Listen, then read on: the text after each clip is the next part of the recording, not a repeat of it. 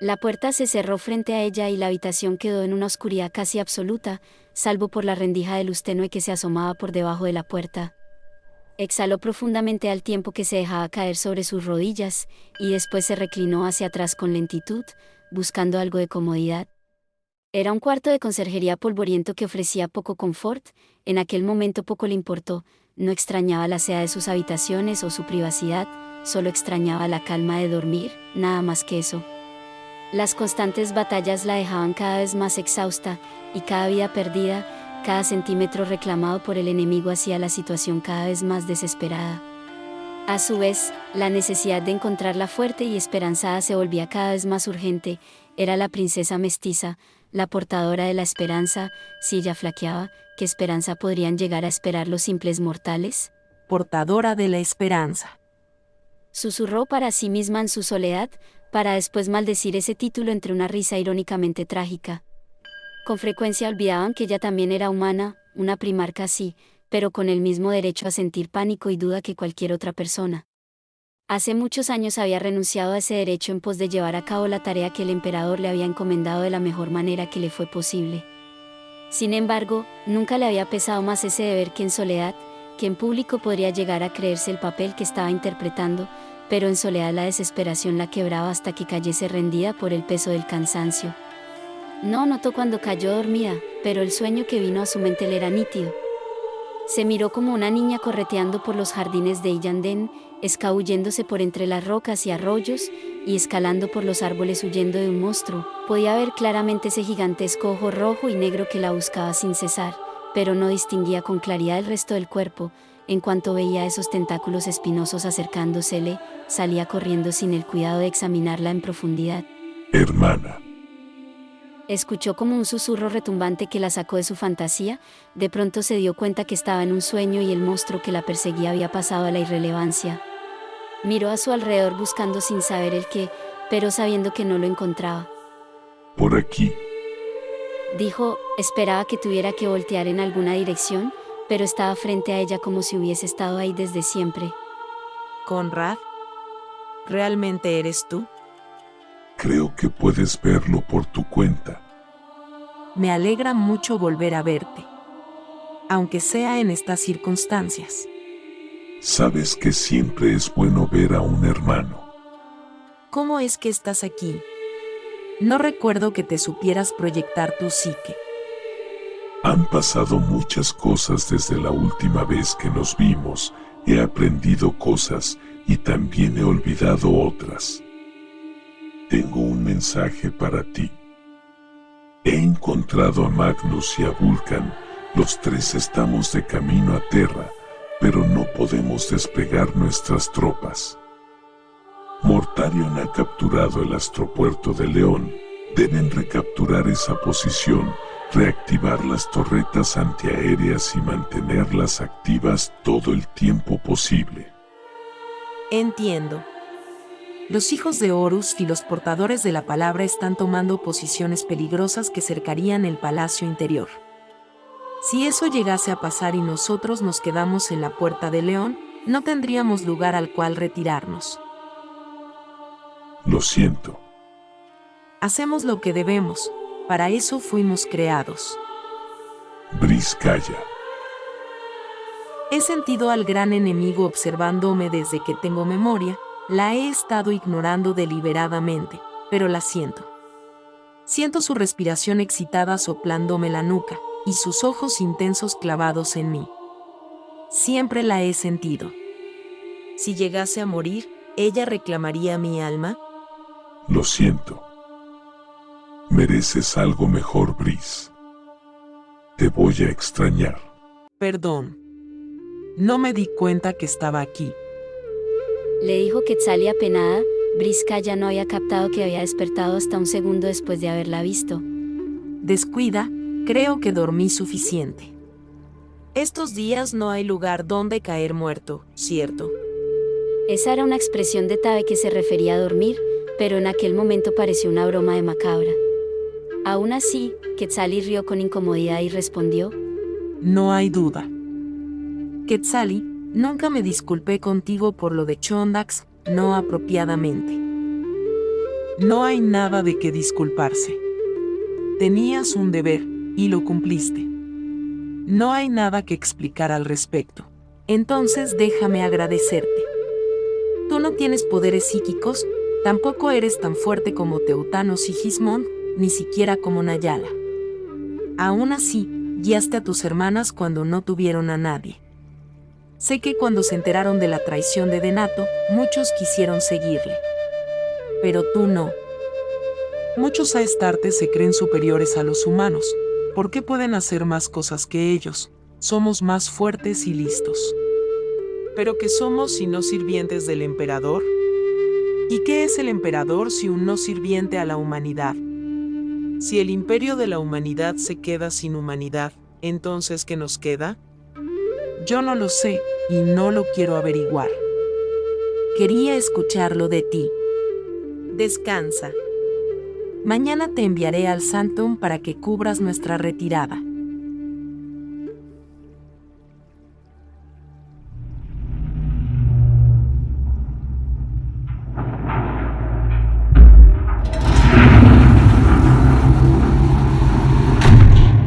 La plataforma frenó el descenso bruscamente con un gruñido metálico, la puerta tardó en levantarse, y cuando lo hizo el metal agrietado lo resintió con un chillido estridente.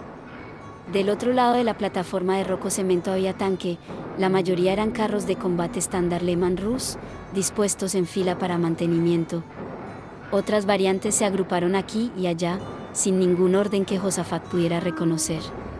Hablaron con varios oficiales recorriendo los laberínticos pasillos entre vehículos descompuestos. Mientras los ingenieros los recomponían, no podían evitar señalar las marcas y perforaciones repletas de hollín y sangre quemada, y otras sustancias que no eran capaces de nombrar. Se preguntaban qué clase de desgracia sería capaz de dejar una marca como esa. Josafat las había visto, y deseaba no haberlas visto. No podía imaginar cómo sería la impresión que dejaría en un soldador u obrero cualquiera. Por cómo pintaba la situación, probablemente tendrían que darle un rifle a cada uno de estos hombres y mandarlos al campo de batalla para que ellos también conozcan el horror. Finalmente fueron llevados hasta un emplazamiento donde un gigantesco acorazado Hellhammer pasaba reparaciones. Varios oficiales supervisaban sus condiciones y discutían las disposiciones de los recursos que tenían.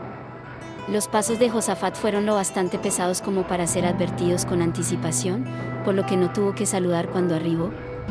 En cambio fue recibido con alegre cortesía y algo de desprecio fraternal de su hermano. Josef, ja.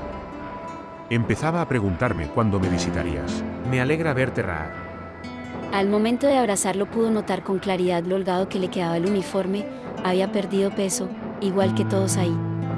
Las noches en vela frente a la soldadora, las migrañas de los cableados entrecortados, las largas jornadas en ayunos.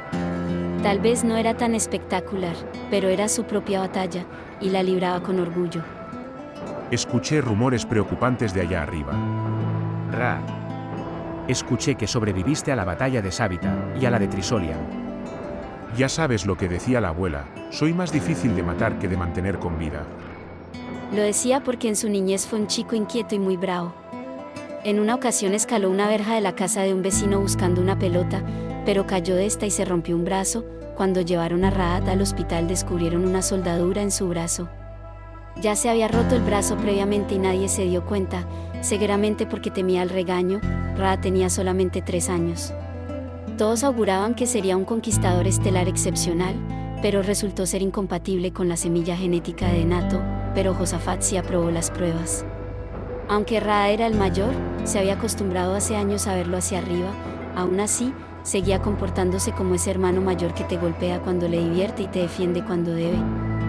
Dicen que tu equipo de ingenieros logró reparar 35 tanques en 10 horas para la batalla del Valle Salmuera. Pues, tenían miedo a los lobos, pero creo que tenían más miedo a Laida. En paz descanse. ¿Tenemos una petición especial? Es de la princesa mestiza, 1/3 de la fuerza de la que dispones se desplegará en Colosí. Tienes 12 horas.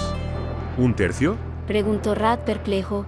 Raad, lo que tenía de competente le sobraba de altanero, pero incluso ante aquella orden no pudo evitar abrir los ojos como platos sin dar crédito a lo que escuchaban sus oídos. Raad miró a su alrededor por unos momentos, asegurándose que nadie más que él haya escuchado ese disparate. Hablemos en privado un momento. Se lo llevó hasta un pequeño cuarto de paredes blancas repleto de papeleo desperdigado aquí y allá. No tenía tiempo para ordenarlo, y prefería el estrés de buscar algún documento perdido antes que tomarse el tiempo de ordenar ese desastre. Necesito vehículos intactos, tripulaciones experimentadas, que sepan lo que hacen, sin artillería móvil. Solo los tanques de batalla principales, todo con equipamientos especializados para combates en espacios cerrados. Pero sobre todo, todos deben tener una calificación química intachable, máscaras de gas, sellados al vacío, filtros tóxicos optimizados en funcionamiento. Cualquier cosa que me des inferior a eso será rechazado. Y además, Déjame adivinar, también quieres al devastador. aquí tengo las especificaciones de la petición de la princesa Briskaya. De pronto la solemnidad en sus palabras revelaron su verdadero ánimo. No estaba asustado, estaba preocupado. Esto dejará serios vacíos en nuestra logística. ¿Qué tan importante es esto? Lo suficiente como para mandarme a mí a solicitarlo. Exhaló con un gruñido con tanta frustración como resignación. Fue bajo su escritorio de donde sacó una botella de cerveza a la que le dio un trago y después le ofreció. No, gracias. Perfecto, mis hombres lo necesitarán para después de la entrega. Tendrán sus tanques en tiempo y forma. Llevaré unos muchachos a acondicionar el devastador, llegará con el resto de la tanda. Eso espero. Andando, debes tener trabajo que hacer, y yo también. Por supuesto. Raad, yo. Guárdatelo, no hay tiempo de cursilerías. Somos hermanos, tú me amas y yo a ti. Lamentas alguna estupidez de cuando éramos niños o alguna desatención de tu adultez. Ya eres un hombre, compórtate como tal, hermanito. A la orden, Marqués Raad. Josafat. Siempre fuiste un llorica, pero estoy orgulloso de ti.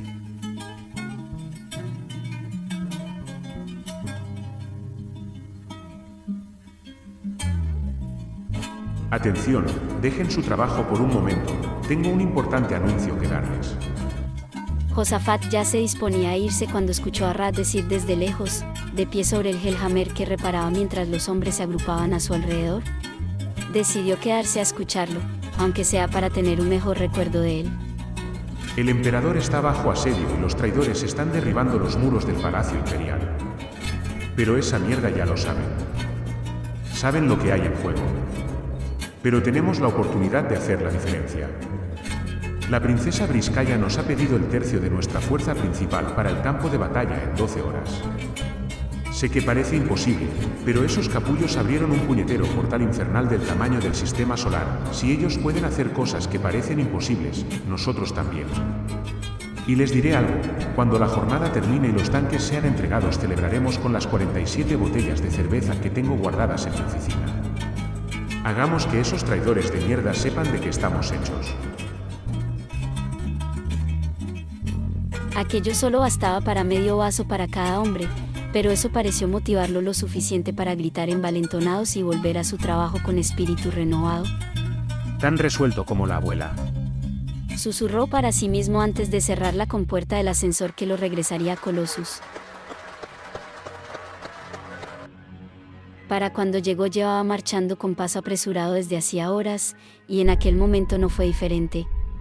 Sus pasos se impusieron por sobre las voces que ya escuchaba desde el fondo de la sala de mando. Caminó por el pasillo junto a la pared mientras trataba de orientarse a la vista, buscando un lugar lo más cercano a Briskaya que le fuera posible, que estaba sentada a un costado de la tarima, dejando que Noran explicara los detalles del plan. Ella estaba sentada con su postura recta y digna, con los dedos entrecruzados encima de su regazo, y sus piernas cruzadas como la señorita que era. Noran era un guerrero de la Guardia del Cuervo, un hijo de Corvus Corax. Era un sobreviviente de la masacre de Itzvan III, y al igual que muchos otros que descendían de primarcas traidores, habían encontrado un refugio a la sombra de la princesa. Pues muchos dudaban de su lealtad con buenos motivos, pero la princesa fue la única en acogerlos como los héroes rezagados que ellos habían demostrado ser.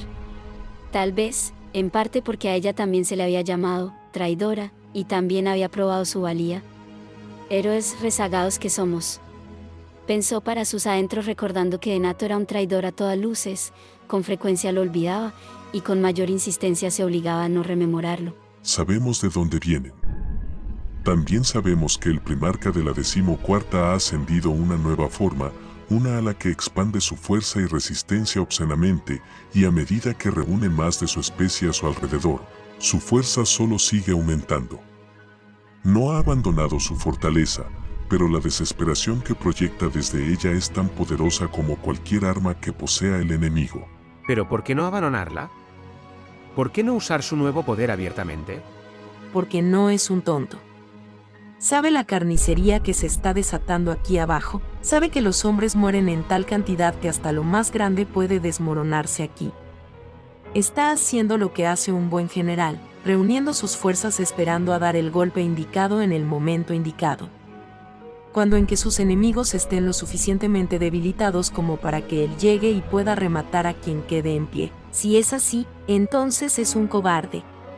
Mortarion es lo que es, cuidadoso, paciente, resiliente, tenemos que lidiar con eso de cualquier manera. Pero tenemos una ventaja, ellos no saben que estamos aquí. O al menos no están seguros de nuestros números. Hemos saturado todos los canales de comunicación con informes de movimientos que indican una retirada a gran escala hacia el palacio interior. Hemos entregado tanto datos falsos como genuinos, incluso hemos permitido la captura de algunos de nuestros hermanos con la información falsa. Su sacrificio será recordado y honrado. Tenemos la ventaja de la sorpresa. Por el nombre de nuestros hombres caídos en nuestra causa, debemos usarla con sabiduría. Sabemos que las salas exteriores están despresurizadas, mientras que las inferiores deben estar repletas de las maldiciones pestilentes que siempre acompañan a la Guardia de la Muerte. Es el entorno más desafiante al que nos hayamos encontrado. Por lo tanto, nuestro único apoyo es aquel que podamos darnos entre nosotros. Los cuervos deben tomar posiciones elevadas para brindar fuego de cobertura, así podremos distraer la atención del enemigo en dos frentes.